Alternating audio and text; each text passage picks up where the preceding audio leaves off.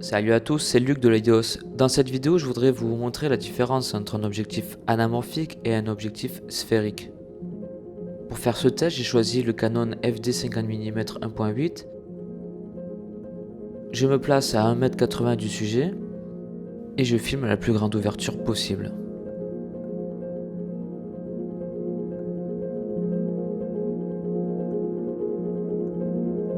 Pour ce qui est de l'objectif anamorphique, j'ai choisi le Sirui 50 mm 1.8. Je suis également à 1,80 m du sujet et on s'aperçoit de suite que le ratio de l'image a changé, ce qui nous fait gagner un petit peu plus de largeur sur le côté de l'image. J'ai également choisi l'objectif Pentacon 29 mm f2.8.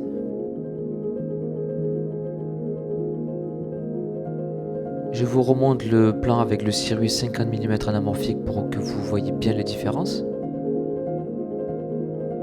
Maintenant qu'on a vu la différence entre chaque focale, je voudrais refaire ce test mais en gardant le même cadrage. Et pour faire ça, on va juste s'éloigner ou se rapprocher du sujet pour garder le même cadrage que le plan de référence. Et bien sûr, pour se rapprocher du plan de référence qui tournait à l'anamorphique, on va aussi modifier le ratio de l'image.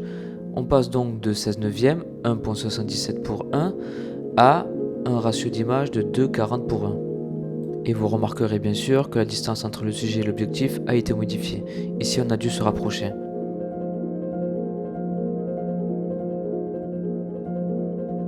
Je vous remonte le plan de référence qui est tourné avec un objectif anamorphique pour bien que vous voyez les différences. On repasse sur l'objectif 50 mm Canon en modifiant la distance entre le sujet pour retrouver le même cadrage que l'objectif anamorphique. On modifie encore une fois le ratio de l'image pour passer sur un ratio cinémascope. Ici c'est 2,40. Ce que je vous propose maintenant, c'est de superposer les plans pour bien voir la différence entre de l'anamorphique et de la sphérique.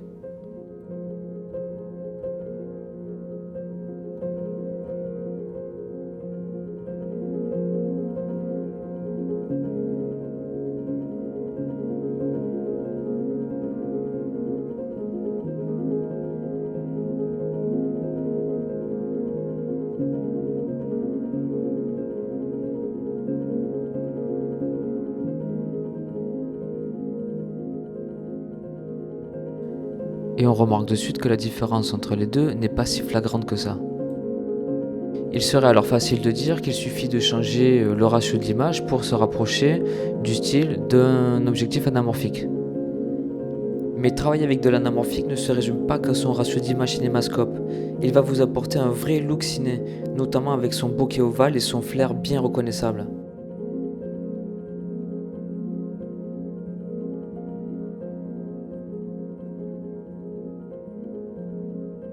Comme vous pouvez le voir sur ces images, l'objectif anamorphique vous apporte un look ciné que vous ne pouvez pas reproduire en post-production.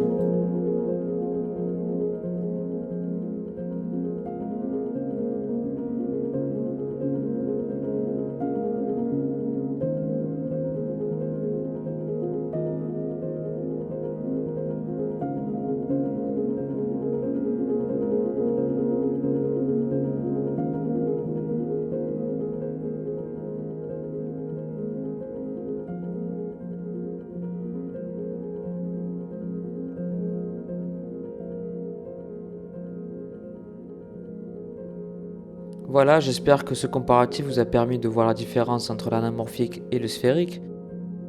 N'hésitez pas à poser vos questions en commentaire et n'oubliez pas de supporter ma chaîne en mettant un like ou en vous y abonnant. Merci et à très vite.